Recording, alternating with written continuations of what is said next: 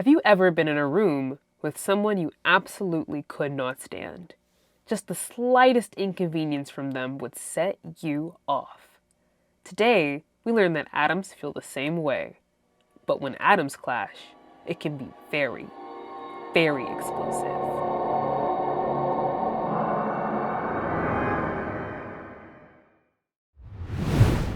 Do you want to hear about the guy getting blown up? My name is Adam List. I'm a principal senior lecturer here in the chemistry department at Vanderbilt University. I teach organic chemistry labs, and I also teach general chemistry, as well as I'm on the safety committee for the chemistry department. The scariest accident I witnessed was in graduate school.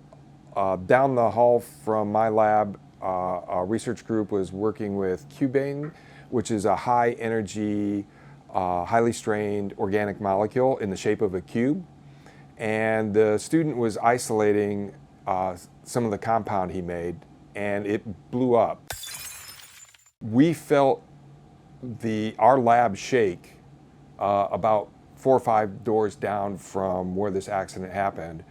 The student had his safety glasses blown off. His hair was singed back to his ears.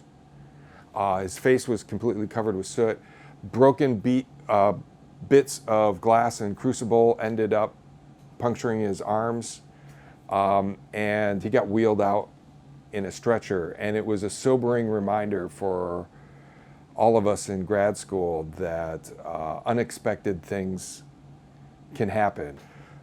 Normally, most of the people working with that had no issues working with cubane because it doesn't spontaneously break apart on its own. What the heck is cubane, and why did it blow up if it was existing stably moments prior and other scientists were working with it just fine? Cubane looks exactly like it sounds. It is carbon atoms stuck together in the shape of a cube. But usually, we can't just slap carbon molecules together however we feel. Carbon atoms have a specific way they like to be oriented. Because carbons have 4 reactive electrons, they generally prefer to make 4 bonds. Electrons are super negative, and when they aren't participating in a bond, they act just like 2 negative ends of a magnet do, and push other atoms with electrons as far away as possible. We have learned that the maximum that carbon atoms move their molecules that are connected to them apart in 3D space is 109 degrees. And they like it like that. But in cubane, we force carbon atoms together and keep them at 90-degree angles. Carbon atoms being forced together at 90-degree angles to be in a cube puts a lot of strain between the bonds. Think about how much unstable strain there is when you push 2 negative magnets together or push together the ends of a spring. There is a lot of potential energy stored in cubane, and that could be released if those bonds break. It would expel a lot of energy at once, which would look like an explosion. But cubane doesn't usually break open that easily. You need some energy to get the bond breaking process started. This is called activation energy.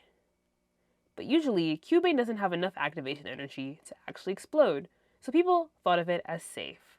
But let's hear from Dr. List what happened in this situation.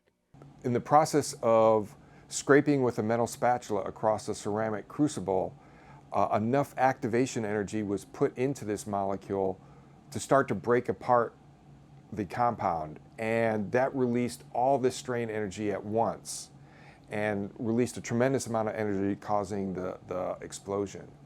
How do we work with cubane if something like scraping it too hard with a metal spatula can give it enough energy for sparks to start flying?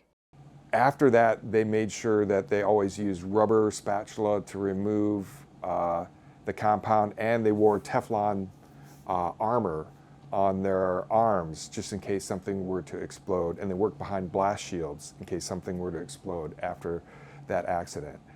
We're working with some high energy compounds, and maybe we need to think about the scale that we're doing this on and that kind of stuff. And but sadly, it took an accident for us to think about that. And hopefully, I think the goal is for most safety programs is to get students and departments to think about these things before they start the experiment as to what could go wrong, what are the issues, and so on. Thank you for watching this episode of A Laboratory Horror Story, written and produced by Cheryl Guate. Special thanks to Matt Oakley, Kirk Osomayo, Halsna CC0, and Jose Travieso for the music clips courtesy of Free Music Archive.